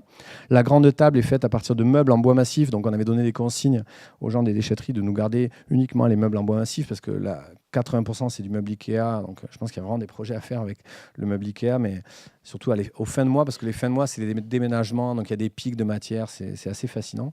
Et donc voilà, on a fait cette espèce de petit aménagement qui est assez modeste, on va dire, mais qui a assez bien marché, où tout d'un coup ça mettait un peu en adéquation les promesses du départ. Et ça nous a permis aussi de dire, mais maintenant vous avez fait un aménagement intérieur, est-ce qu'on pourrait faire un bâtiment ? Et donc là aussi, ça a été la commande de la ville de Paris à l'occasion de la COP21. Donc c'est marrant aussi de voir les 2 projets en parallèle. Tout d'un coup, il y avait un projet de 160 000 m² dont je vous ai parlé, qui s'est très mal passé, avec une fin assez questionnante. Et à côté, un tout petit projet de 80 m², qui est ce pavillon circulaire, où là, on a réappliqué la même idée en disant on va essayer de le construire au maximum avec des matériaux de réemploi. Donc on est arrivé à 80%. C'est-à-dire que la laine de roche, par exemple, elle a été déposée sur un centre commercial où il y avait eu un dégât des eaux et que pour que l'assurance fonctionne, il fallait déposer 5000 m² de laine de roche, donc d'isolant. Et donc, il y a le syndicat des étancheurs qui nous a dit j'ai 5000 m² de laine de roche neuve. Voilà. Et donc, on a tout un tas les luminaires viennent de la ville de Paris. Et à un moment donné, on est tombé sur ce qu'on appelle un gisement, c'est-à-dire qu'une opération de logements sociaux de Paris Habitat qui déposait 400 portes palières. Donc, qui sont les portes des appartements des gens, qui étaient des portes, en démontant une, il y avait marqué au crayon papier 1930. Donc, c'était des portes qui avaient un certain temps. Et donc, on a décidé de dessiner ce bâtiment à partir de ce gisement-là. Et ça, c'est aussi ce qui est très intéressant sur le réemploi des matériaux. C'est-à-dire que ce n'est pas parce qu'on a une matière qui est donnée qu'on arrête de réfléchir. Au contraire, on va réagir à ce qu'on trouve. Et c'est la fin de la page blanche où on aurait juste une idée d'une forme comme ça, parce que le matin, en se levant, on s'est dit que ça allait être un rond ou une carafe de vin ou je ne sais pas quoi. En fait, il faut vraiment se dire que c'est quelque chose de plus évident. Ça vient vraiment de la matière qui nous est donnée. Et donc, c'est passionnant. Et donc, c'est aussi une révalorisation de ce métier d'architecte qu'aujourd'hui on est en train de dézinguer. Parce qu'à un moment donné, quand tout le monde se rassurera vite et qu'on fera uniquement les mêmes bâtiments, il suffira d'appuyer sur un bouton et puis on sortira des logements toute la journée. Donc il n'y aura plus besoin d'architectes. Aujourd'hui, il y a des architectes à 3%, à 2%, à 1%. Donc après, ce sera à moins de 2%. Il faudra payer pour travailler. Donc là, on arrive vraiment au bout du bout. Et donc, si vous voulez, là où il faut être rassuré, c'est que pour faire ça, il faut vraiment un peu il faut un peu transpirer quand même. Donc, il faut un peu réfléchir. Donc, voilà. Et donc là, par exemple, on a décidé de absolument pas indexer le montant de la rémunération sur le montant des travaux. Parce que ça, c'est une absurdité totale. Et donc, je pense qu'il faudrait qu'on monte un club de gens qui arrêtent de penser en pourcentage de travaux. Parce que, si vous voulez, pour ceux qui ne savent pas, plus un architecte emploie de la matière, construit, et plus le projet est cher, souvent, plus il est payé. Donc, il ne va pas lui-même réduire. Parce que s'il dit « Ah, le parquet, en fait, je vais mettre du chêne à 150 € le mètre carré », lui-même va être plus payé. Donc, c'est totalement absurde sur deux aspects. Le premier, c'est qu'il y a un aspect de malhonnêteté. Donc là encore, c'est comme si le médecin, plus il vous donne des médicaments, plus vous lui faites un chèque à la fin. Ah, c'est 38 € aujourd'hui parce que je vous ai mis pas mal de médicaments. Voilà, vous iriez jamais chez lui. Et puis par ailleurs, par rapport à l'urgence du fait de consommer moins de matière et de réfléchir plus, voilà. Donc matière grise aussi, j'en ai pas parlé, mais c'était ce rapport entre la matière cachée, la matière grise qu'on ne voit pas, et puis la matière grise qui est notre capacité collective à y répondre. Donc voilà ce pavillon, ce petit bâtiment qui devait durer 3 mois, qui est encore sur l'hôtel de ville et qui va durer 12 mois. Donc souvent aussi, ça c'est assez marrant de voir qu'on arrive à passer dans des failles en étant sur des choses qui ne doivent pas rester longtemps mais qui en fait restent plus longtemps.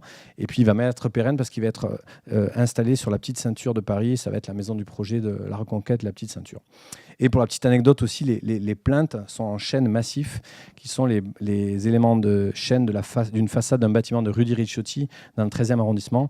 Et donc, en fait, on avait le même charpentier qui avait gardé ce stock-là parce qu'il trouvait absurde de mettre cette matière aussi belle à la benne. Et donc, on a mis du rue di Ricciotti dans les plinthes. On était très contents. Voilà ce bâtiment qui parle de lui-même et qui a été aussi une aventure aussi de construction assez incroyable parce qu'on l'a fait aussi avec les services techniques et on a eu des messages à l'issue du chantier de gens qui avaient une 60aine d'années en disant que ça avait été une aventure unique de leur carrière professionnelle. Donc c'est vraiment ce qu'il faut retenir, c'est d'un côté la matière, de l'autre les gens qui font. Merci de votre attention. Voilà.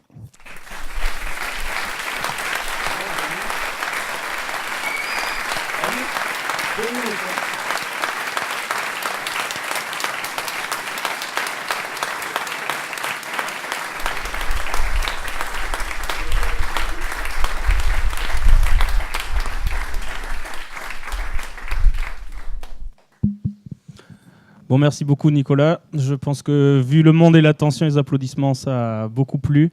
On passe à un petit échange avec la salle. S'il y a des questions, est-ce qu'il y a des doigts qui se lèvent?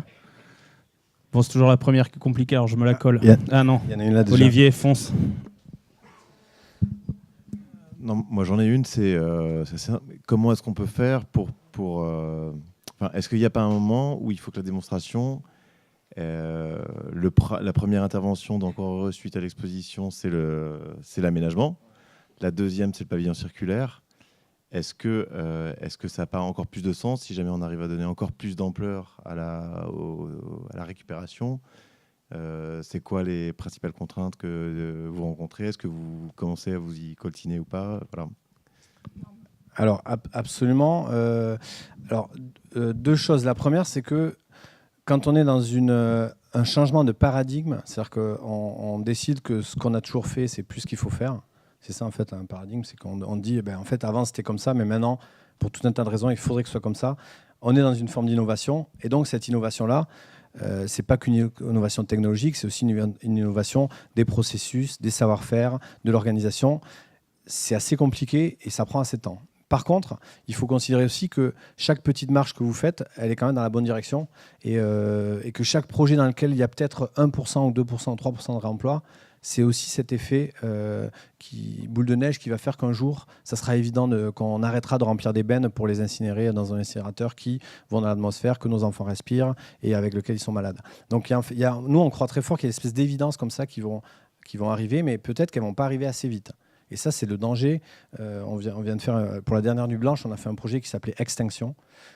Donc on a écrit une enseigne avec 200 gyrophares qui parlaient de ce mot-là, parce que réellement, un des dangers, c'est que tout ce qu'on dise là, en fait, ça ne suffise pas.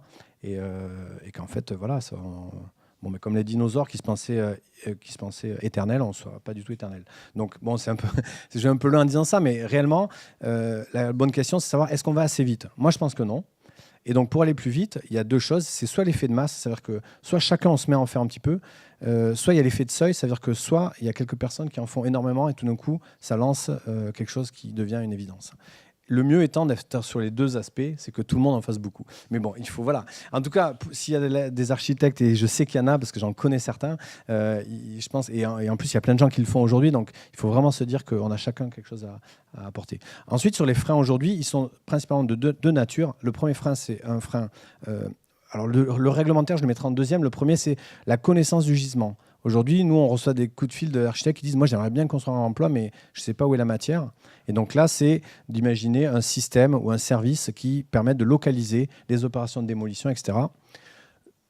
En ce qui nous concerne, on est sur une équipe avec David Schipperfield sur la réhabilitation d'un bâtiment de 40 000 m² dans Paris, où on a une mission de réemploi, où on est en train de faire le catalogue de ce qu'on peut récupérer de 40 000 m² de bureaux. Et donc là, on passe vraiment à une autre échelle. C'est-à-dire qu'après le pavillon circulaire, on est direct sur un immeuble de 40 000 m². Donc il y a aussi des choses qui sont en train de bouger à ces échelles-là. Et la deuxième contrainte est une contrainte réglementaire, là aussi. On a fait une interview avec un avocat spécialisé du droit des déchets qui s'appelle Carl Hinkel, qui nous dit que le droit n'est jamais en avance sur la société. C'est-à-dire que le droit s'adapte à la société. Et là, il y a l'exemple de la location de voitures entre particuliers. Il y a 5 ans, vous auriez dit « je peux louer la voiture de quelqu'un que je ne connais pas ». Tout le monde vous aurait dit « mais non, l'assurance, ça ne marchera jamais ». Aujourd'hui, vous pouvez en 5 minutes sur votre téléphone louer la voiture du voisin et ça marche très bien. Donc, parce qu'il y a des assureurs qui se sont dit qu'il y avait un business à faire aussi là-dessus. Donc, voilà, donc ces deux aspects-là... c'est sûr que ce n'est pas facile aujourd'hui, mais par contre, nous, on pense qu'il faut vraiment qu'on s'engage dans cette voie-là. Et la vitesse, je n'ai pas vraiment la réponse.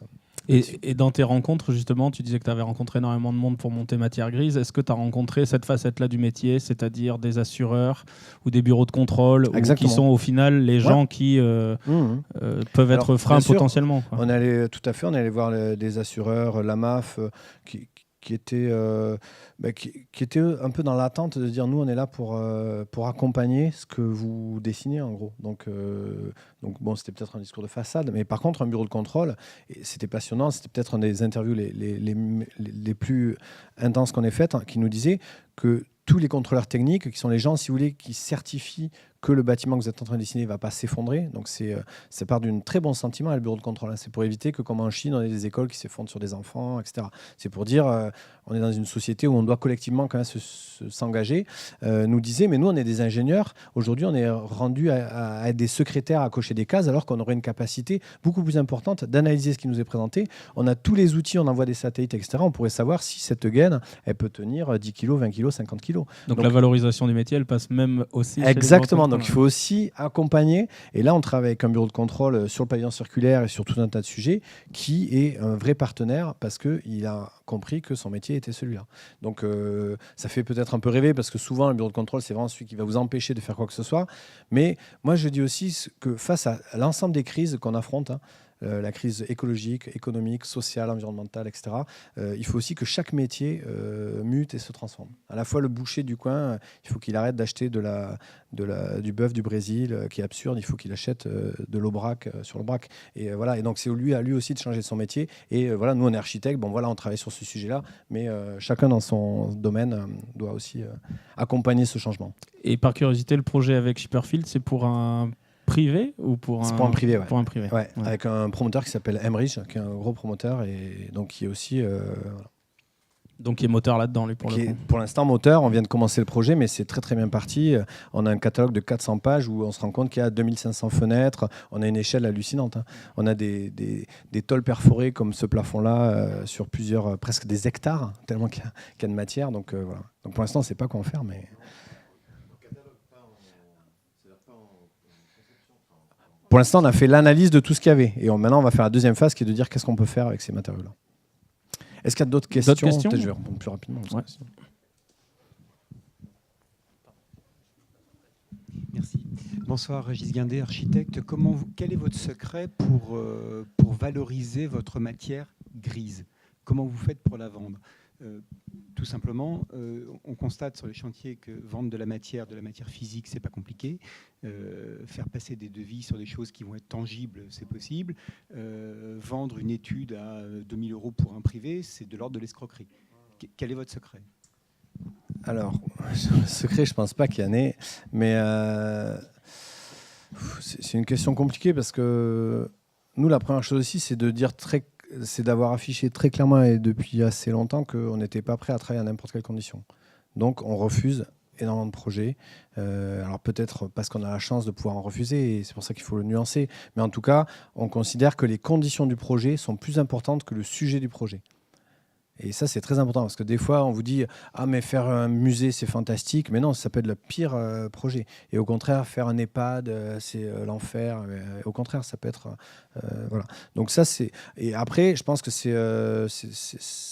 il n'y a pas vraiment de secret, il n'y en a pas du tout. Je pense que chaque situation doit avoir une réponse, mais que collectivement, la profession doit aussi se questionner sur ce qu'elle est prête à accepter ou pas. Et la question des PPP, ça rejoint cette question-là. C'est qu'à un moment donné, voilà, on est une profession réglementée, qui est peut-être un sujet qui doit être dépassé. Peut-être qu'un jour, ça ne sera plus le cas.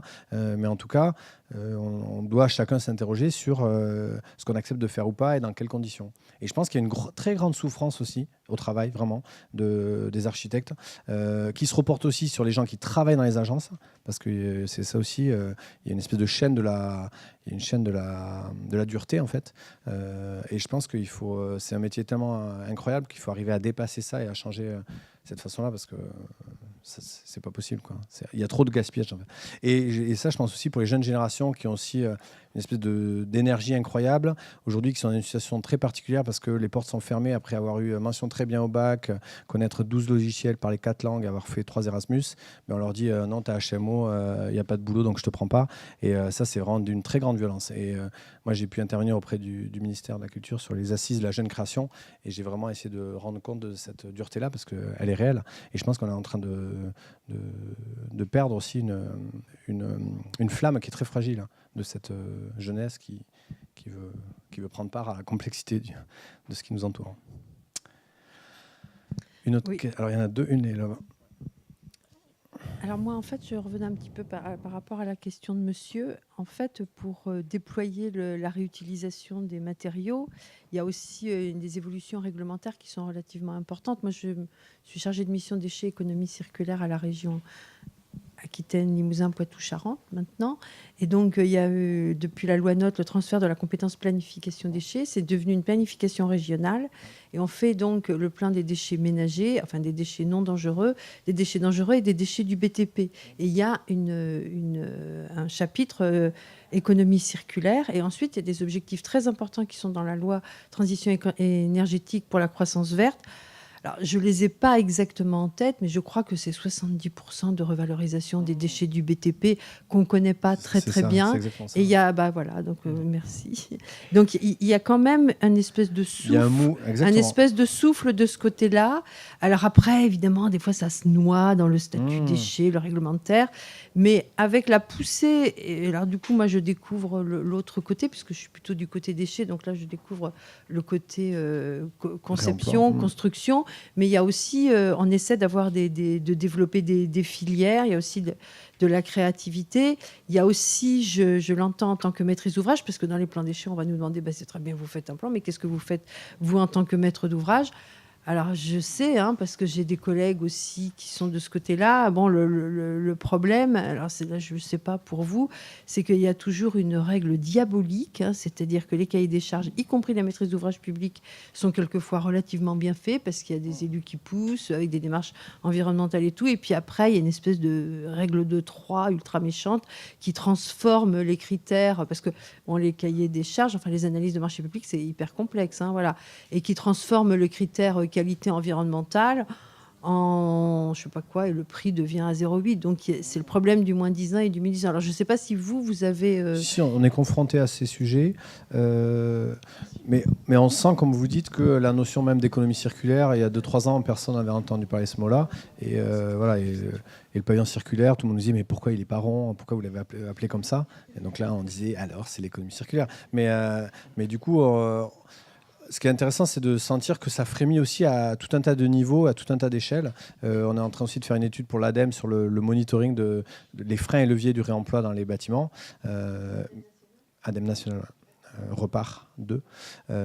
Donc voilà, c'est des petites briques. Et aussi, pour vous dire un chiffre qui est important, ça fait quoi ce que vous disiez, c'est qu'en Île-de-France, par exemple, 75% des déchets que produit l'Île-de-France sont des déchets du bâtiment. 15% sont 12% sont des déchets ménagers et 12% sont des déchets industriels. Donc vous imaginez un peu à l'échelle de l'Île-de-France, 33 millions de tonnes par an. Et c'est presque une bonne nouvelle pour les filières du coup. Alors c'est presque une bonne nouvelle, en tout cas ça veut dire qu'il y a énormément de matière et que quand on dit aux gens attention le couvercle jaune, le couvercle vert, le machin, le truc, mais à l'échelle de ce qu'on fait à côté, à un moment donné il faut aussi regarder les choses en face. Donc c'est important d'avoir toujours cette question de l'échelle. Voilà. Il y avait une autre question là-bas. Tu m'as dit par là mais j'ai pas trouvé. Ah, oui, c'est vrai.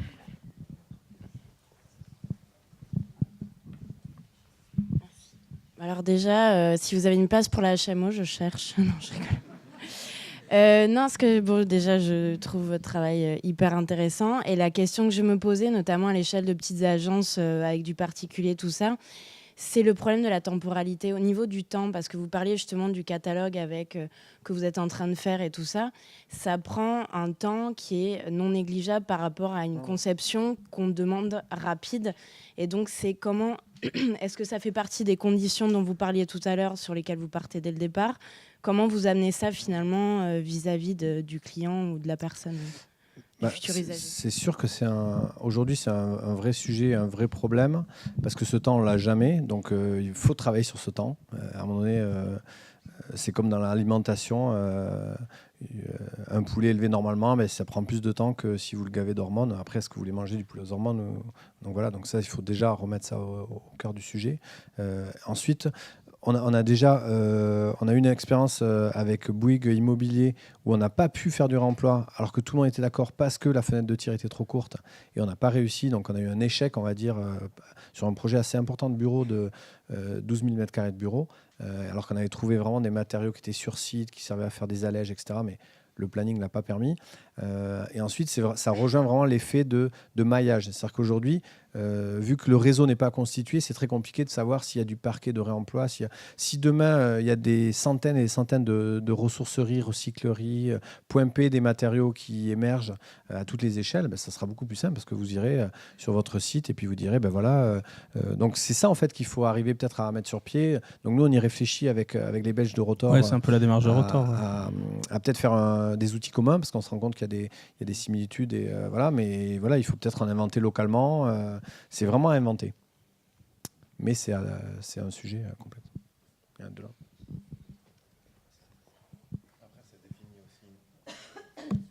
À Toulouse, il y a déjà une recyclerie. Absolument. Ouais, vous connaissez. Ouais, ouais. Ils ont mis en place ça. Donc, ils récupèrent des matériaux. Donc, il y a un lieu où ils ils stockent. Tout à fait. Et les gens savent où aller le chercher. Et c'est beaucoup plus simple au niveau local comme ça. Mais ce n'est pas encore adapté au maître d'œuvre qui est en train de faire son projet, qui doit très vite savoir vérifier la conformité réglementaire, etc. Donc, si vous voulez, on est dans une complexité. Et d'ailleurs, j'ai vu, il y a des ateliers BIM aussi, etc. Moi, j'ai absolument rien contre le BIM, parce que je pense que même le BIM pourrait être un outil incroyable de réemploi.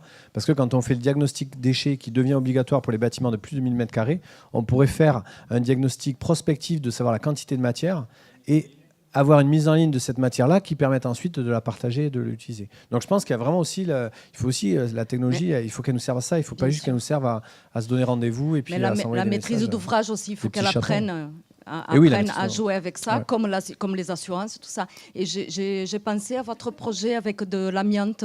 Oui. dont vous parlez tout à l'heure, le coût de désamiantage est énorme. Et ces entreprises qui ont utilisé de mauvaise foi quand même pendant des années, où on savait que le matériau n'était pas bon pour la santé, pourquoi on ne demanderait pas aujourd'hui que l'entreprise rembourse le désamiantage, par exemple, c'est un gros sujet. De le mettre, mais en tout cas, en Italie notamment, il y a eu des très gros procès contre Eternit suite à des décès, donc c'était encore plus grave que du désamiantage. Mais là, c'est vrai qu'on est à l'absurdité où on a payé pour mettre des choses et on est en train de payer pour les enlever, donc on paye deux fois. Tout à fait, ça c'est un combat citoyen qu'il faut mener. Oui, est-ce que quand on réemploie, on construit moins cher Et est-ce que du coup, c'est pas un argument de dire payez plus l'architecte et vous paierez moins au global? Alors, malheureusement, la réponse est non. J'aurais bien aimé. Parce qu'on dit mais c'est du déchet, ça vous a rien coûté, ça va être quand même moins cher. Et en fait, aujourd'hui, c'est pas moins cher parce que aujourd'hui, le coût de dépose et de mise en œuvre plus complexe fait que sur le pavillon circulaire, on était à très très peu de choses près, on était quasiment auprès du neuf, voire un peu au-dessus. Mais encore pareil, encore une fois, on est sur une innovation, on est sur des métiers qui ne sont pas encore présents, on est sur du temps très long parce qu'il faut inventer les processus de dépose et de reconstruction. Mais l'idée, c'est que se dire que face à l'épuisement des matériaux, le prix des matériaux va augmenter parce qu'il va y avoir une raréfaction. Et donc, à un moment donné, il va y avoir un croisement des courbes. C'est-à-dire que ça sera très, très cher d'acheter même une planche, enfin, peut-être pas une planche, mais en tout cas des matériaux issus des matières fossiles. Et donc, il va y avoir une inversion. Et donc, peut-être qu'on n'est pas encore là. Peut-être qu'on n'a pas encore touché le fond.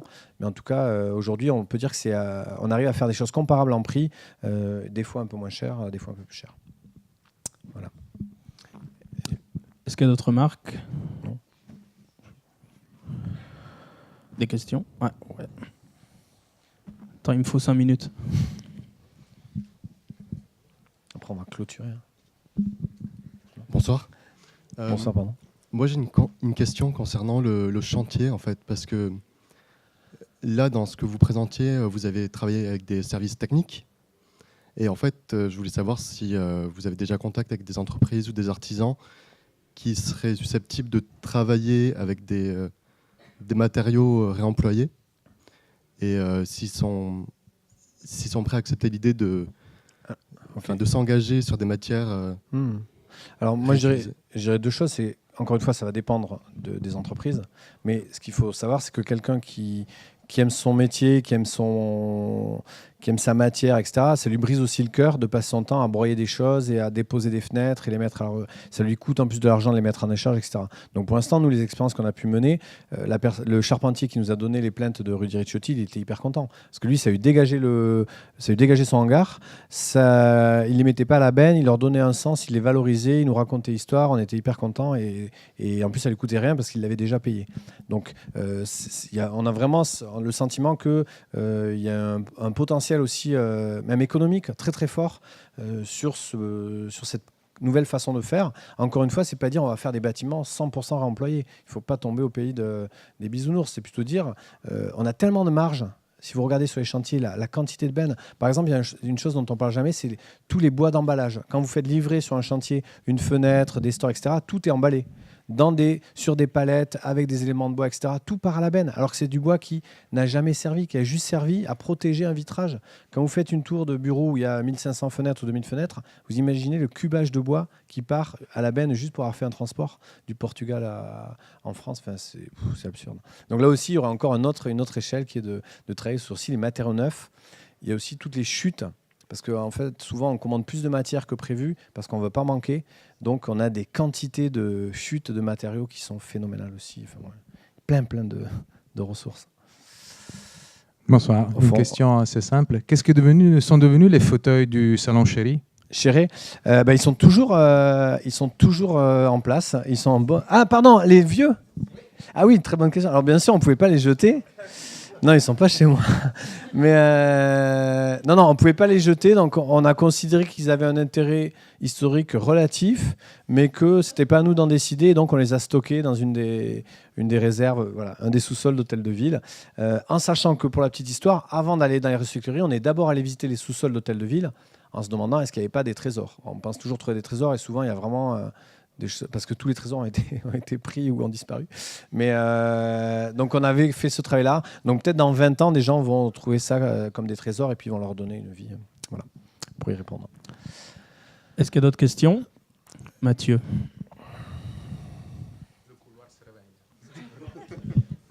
Il n'y a pas grand monde derrière, donc ça va. Je voulais savoir ce qu'allait devenir le bâtiment, le pavillon circulaire, parce que là il est encore monté, mais il va sans doute être démonté, je suppose. Alors, vous n'avez pas écouté, je l'ai dit tout à l'heure. Merde. Pardon. C'est pas gentil. Bon, mais je le redis. En fait, il va pas être démonté, il va être gruté. Il fait 6 mètres de haut et on a fait une étude, on va réussir à le prendre tel quel, à démonter quelques feux rouges et à l'amener directement sur la petite ceinture où il va servir de lieu de maison de projet. Voilà. Donc il va sûrement devoir avoir des améliorations, mais il va perdurer. Voilà. C'est bon ? Je pense que